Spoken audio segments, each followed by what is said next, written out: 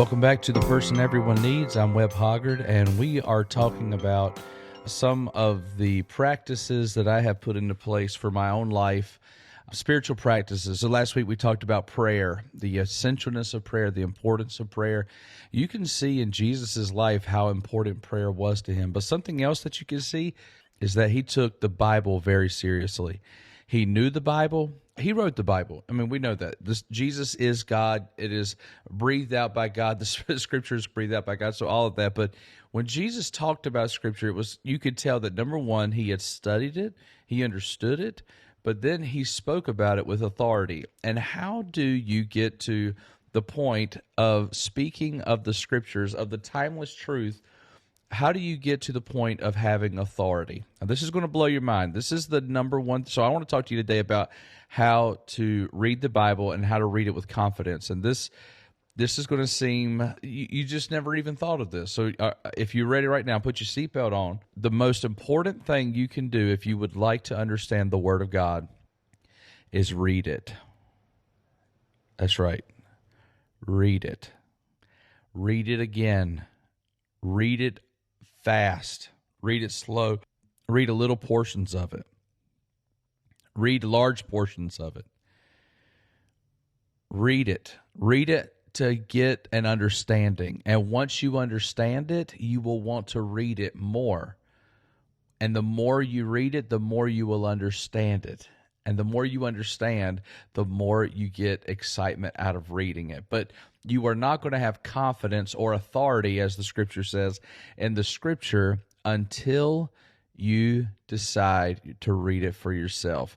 No commentary and no other teacher can ever give you the confidence you need to understand the Scripture. You have to be able to trust the Holy Spirit that is within you to help you understand what it is that you need to know in the Scripture. So my encouragement to you is, wherever you're at in your faith journey right now, read the Bible. Read the Bible for yourself.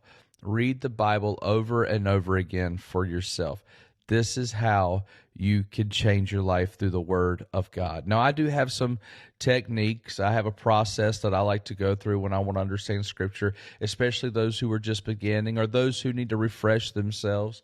I tell people that, this process, there's nothing miraculous about this process, but when you've gotten stagnant, or if you're having trouble understanding, then this is what you need to do. So this is my little process that I help people with. The first thing is you have to start in prayer. My personal belief is that those are just words on a page if you don't activate the Holy Spirit. It is through the Holy Spirit that you can understand the Scripture.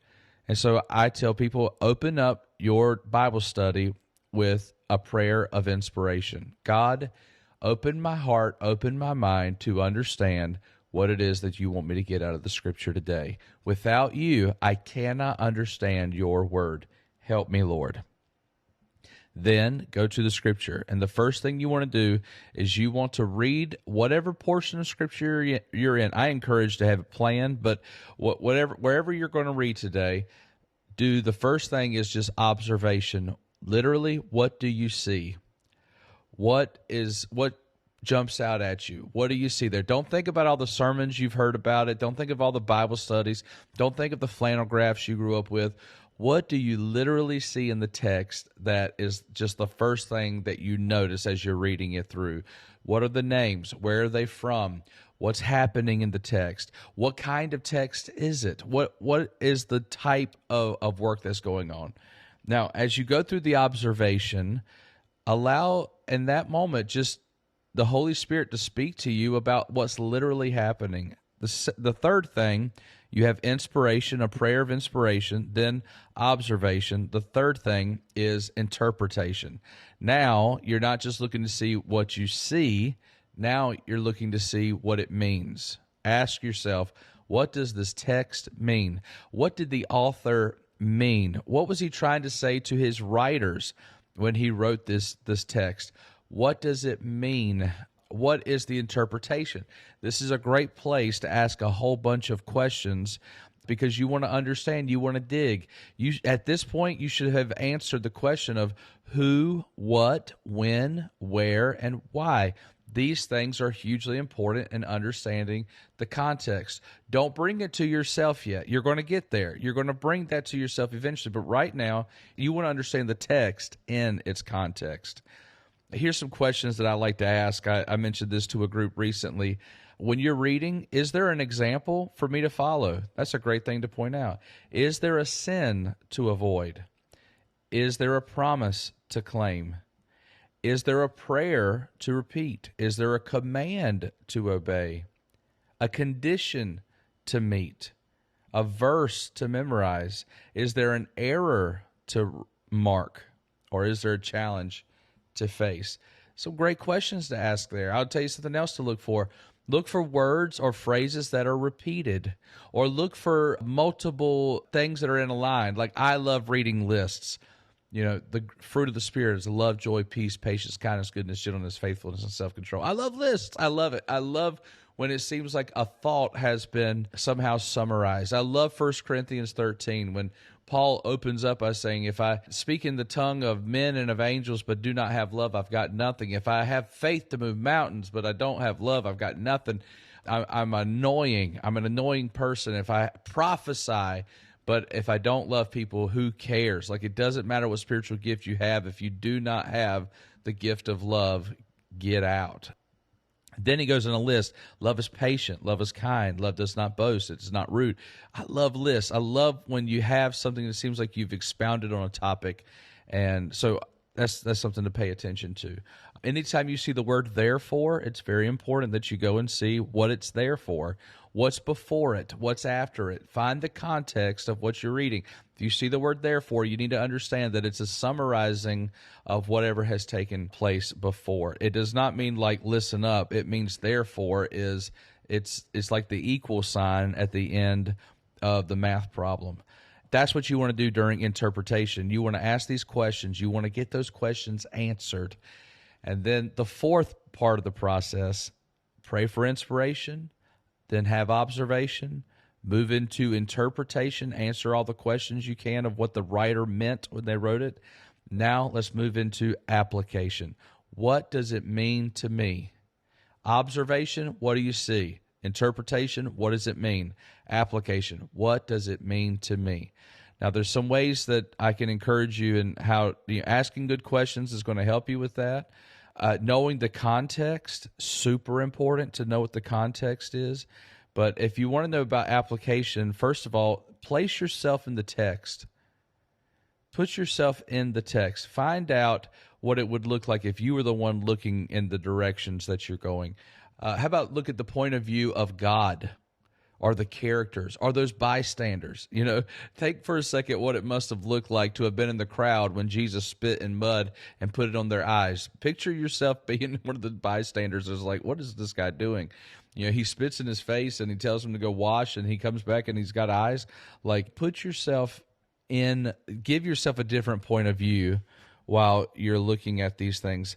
I'll tell you some other way for application to really help you is for you to zoom in real tight to the text, perhaps do a study on a word or a phrase, and then after you've zoomed in, then zoom out. Make sure you understand the full context of what's taking place in that passage, not just the chapter, but the passage. What is the purpose of this part that you're looking at? These are just techniques to help you.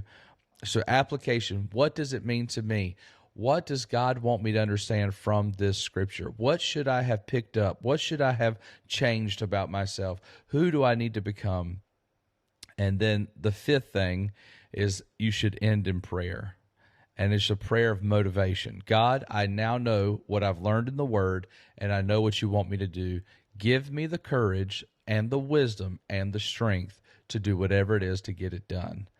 You open up the time in the Word of God by asking for wisdom, and then you ask for courage at the end to go get done what it is that you want to do. Now, if you want to enlarge or make it even better for yourself, when you share the Word with others, it sharpens your skills in the Word. Small groups, it's a great way to understand Scripture because people their understanding of Scripture, their wisdom, it'll sharpen yours. And so it's a great place.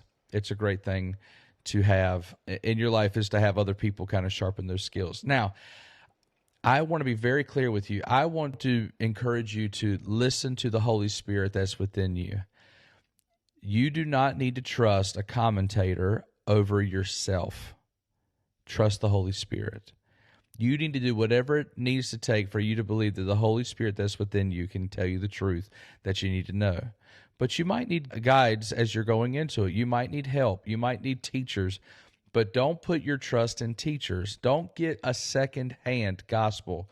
Trust the first take that comes from the Holy Spirit. That's what I would love to encourage that to you, that when you come to the Word of God, that is a living document, and God can speak to you through it. You don't need secondary information. But here I want to give you just a few tools before we close today. Don't want to take up too much of your time, but there's barriers to our understanding of Scripture. And so I want to tell you a few things that are very helpful if you ever did want to go further. First of all, I encourage you to get a journal. Write your personal thoughts. Make sure that you remind yourself again of what you saw in the Word of God. I encourage you to get a Bible plan. This will help you with your discipline to know every day what portion of Scripture you need to read in order to fulfill that plan, stay on plan. Then there are barriers that you're going to have to overcome at some point. So you might have geographical barriers. You'll read the name of a city and you don't know where that's at. So get yourself an atlas or a map, or Google it. There are going to be language barriers. There are going to be times you're going to fixate on a word that doesn't mean what you think it means. So sometimes it's good to have a dictionary. I love a program called BibleHub.com. Go there to the dictionary and it'll help you understand. Do not use Webster's dictionary. You need to use a Greek or Hebrew dictionary to understand biblical words. Handbooks help us to get over cultural barriers. So sometimes you'll have those issues. Commentaries help us with language, cultural, and literary barriers. I'm not pushing commentaries. I'm not saying everybody should read them, but sometimes if you have those issues, they're very helpful.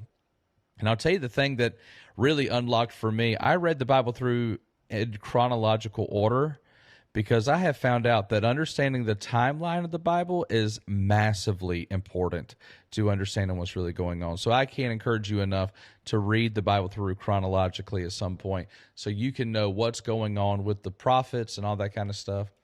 And so that's huge. I actually have a plan on the YouVersion Bible app. It's the Bible chronologically in 90 days. If that would be of encouragement to you, you can go to the Bible app and find it. But I find it very important to read it through chronologically, because time is a very important factor in understanding the Word of God. Well, I've taken more of your time than I meant to, but I do know this. People who know the Word and live the Word, they are the person that everyone needs.